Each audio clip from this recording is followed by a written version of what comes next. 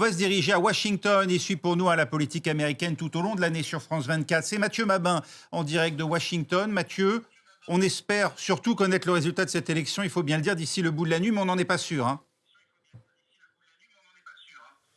Non, absolument pas. C'est tout à fait le mot d'ordre ici. Tous les yeux sont rivés en réalité sur ces fameux États clés et notamment sur la Géorgie, avec un petit espoir effectivement de voir les résultats en Géorgie surgir un petit peu plus tôt que prévu.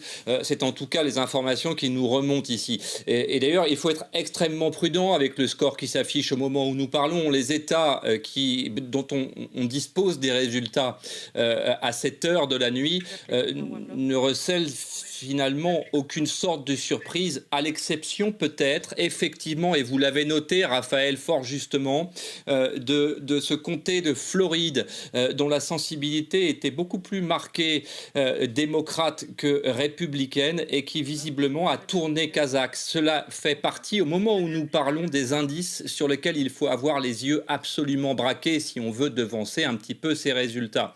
Mais tant que la Pennsylvanie, la Géorgie, le Wisconsin, le Michigan n'auront pas annoncé des scores un peu plus importants que au-delà de 15% de dépouillement, je crois que c'est le chiffre au moment où nous parlons en Pennsylvanie, il sera très difficile de faire de la prospective effectivement.